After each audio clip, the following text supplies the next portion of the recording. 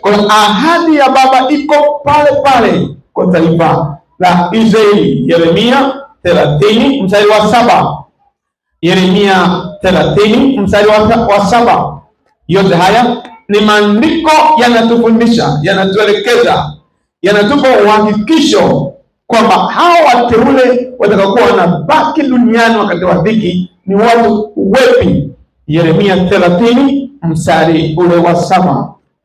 Yeremia sura ya 30 mstari ule wa 7. Maandiko yanasema, ole maana siku ile ni kuu, hata hapana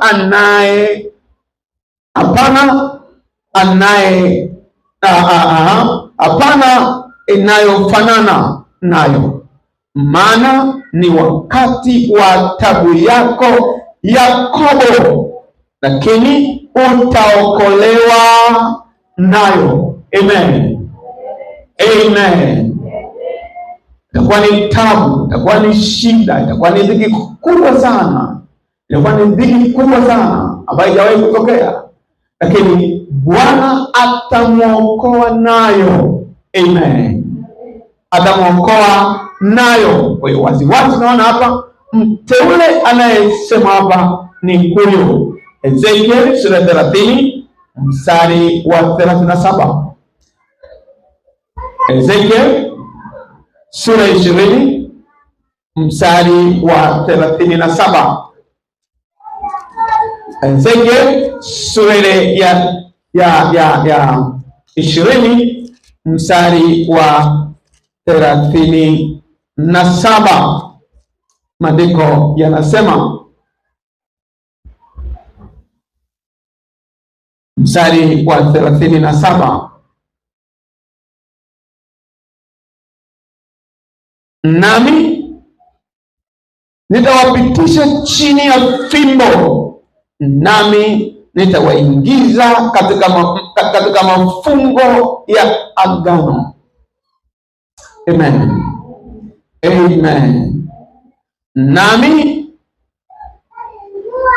nitawapitisha chini ya fimbo. Adhabu hiyo dhiki kuu kwa wana Israeli itakuwa ni kiboko, itakuwa ni mfano wa kiboko, mtoto anayeadhibiwa baada ya kukosa.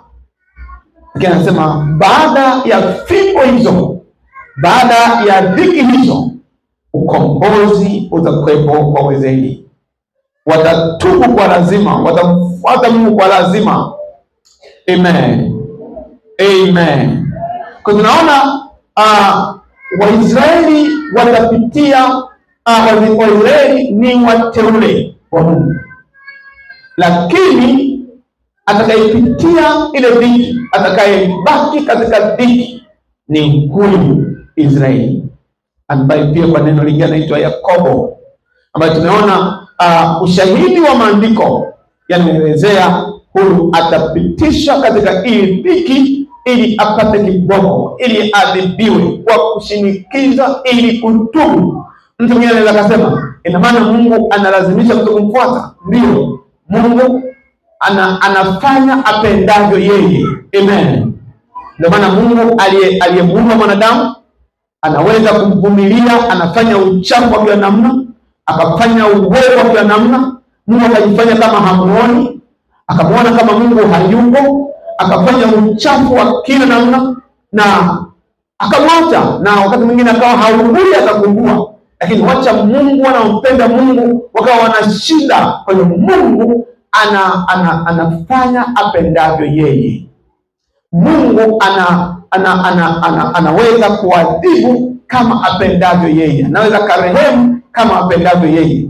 Kwa hiyo njia hii Mungu anaitumia kwa Israeli, kumwadhibu ili kumshurutisha atubu maasi yake yote, ili aweze kutubu na kumrudia Mungu. Sema amen, watu wa Mungu. Sema amen kubwa. Na sasa dhiki hii itakaa muda gani duniani? Itachukua muda gani? Miezi mingapi? Miaka mingapi? Pamoja na ukubwa na uzito wake dhiki, itakuwa ambayo itakuwepo duniani.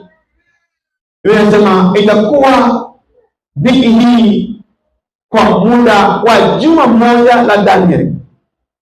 Juma moja la Danieli kinabii inazungumzia miaka 7. Miaka 7. Danieli sura ya 9 mstari wa 24 hadi 27. Danieli sura ya 9. Danieli sura ile ya 9. Tumepata wote hapo? Tumepata wote? Danieli sura ya 9 mstari wa 24 27. Sura ya 9 mstari ule wa 24 27.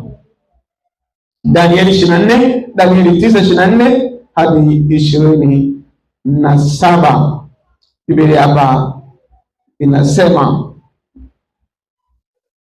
muda wa majuma 70 umeamriwa juu ya watu wako na juu ya mji wako mtakatifu, ili kukomesha makosa na